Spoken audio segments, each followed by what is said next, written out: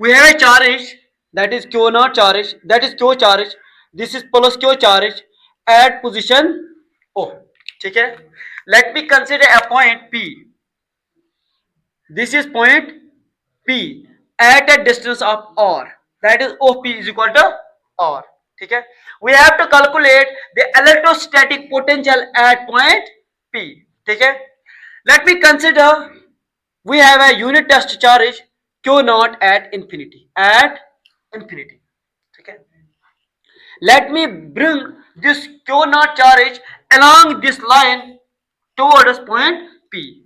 At some instant, it will be at position N. At some position, it will be at position N. Let ON is equal to X. जो O से N तक distance है उसको मैंने X से denote किया है. ठीक है. At some interval of time, the displacement is towards the charge. This is displacement. It will be sometime as here. That is, this is point M. This is a small displacement. M से लेकर N तक. This is small displacement dx. We know that we have to calculate the potential at point P, but we have to bring the unit test charge from infinity to point P. अब देखो, we know that the small amount of work done in bringing a charge from N to M is given by is dW is equal to force dot displacement. What is displacement? dx. ठीक है. What is meant by dot? Dot means cos of theta. During the acceleration or during the bringing of charge, the direction of force due to this plus charge, it will be in this direction. This is positive charge. This is also positive charge. So direction of this positive charge force will be along this very direction. ठीक है. Along mn. ठीक है. But displacement will be along nm. Force किस direction में होगा? mn direction में. But जो displacement है वो किस डायरेक्शन में होगा? nm में. So we can say that the angle between f and x is 180 degree. These are opposite. This is displacement.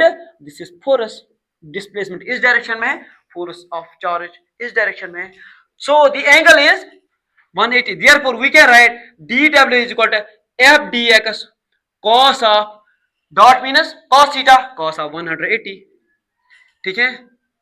अब देखो, हम ऐसे लिख सकते हैं dW is equal to f dx but minus because cos of 180 किसके बराबर है? -1 के बराबर है. नाम रखेंगे first. This is first. According to Coulomb's law,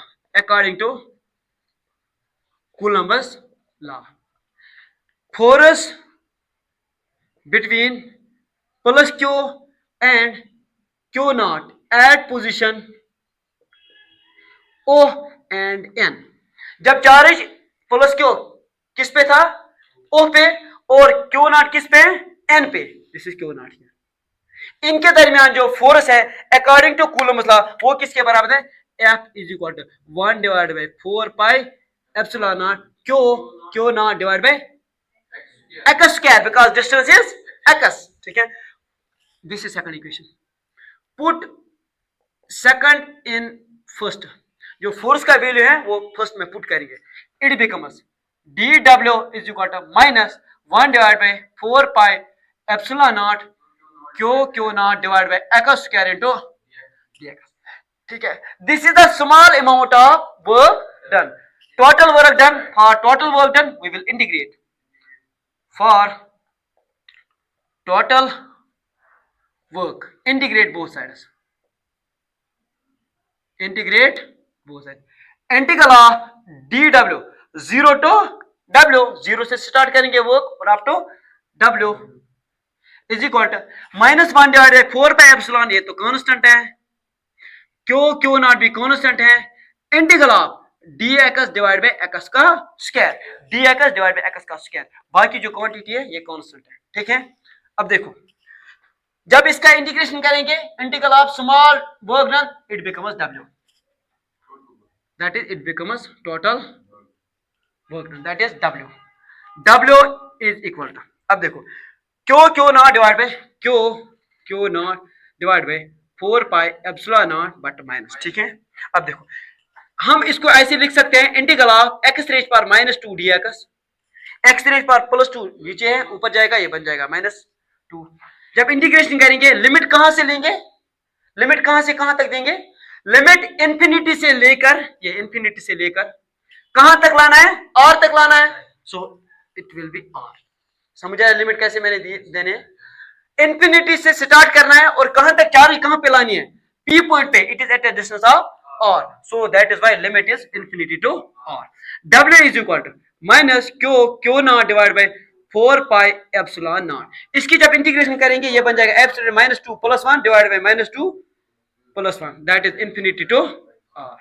वो बन जाएगा w is equal to minus ये -2 + 1 q naught divided by 4 pi epsilon naught into x raised power -2 + 1, that's x raised power -1 whole divide by -1, ये बन जाएगा r to infinity। ये minus इस minus में मल्टीप्लाई में आ जाएगा, it becomes w is equal to minus into minus plus q naught divide by 4 pi epsilon naught, ये बन जाएगा 1 डिवाइड बाय x। लिमिट क्या है, r to infinity।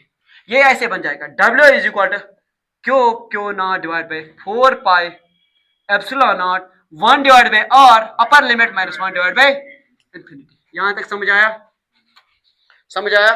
अब देखो ये बन क्या बनेगा, w is equal to q naught divide by 4 pi epsilon naught into r, 1 divide by r, ये r मल्टीप्लाई में आ जाएगा, 1 divide by infinity that is 0, 1 divide by infinity that is 0। ठीक है, this is work done, this is, but we have to find the potential. Potential किसके बराबर होता है, work divide by charge, that is equal to work किसके बराबर है, q naught divide by 4 pi epsilon not r, और नीचे और एक चार्ज है q नॉट कैंसिल हो जाएगा, पोटेंशियल किसके बराबर आएगा, q divide by 4 pi epsilon naught into r। This is the required potential at point p।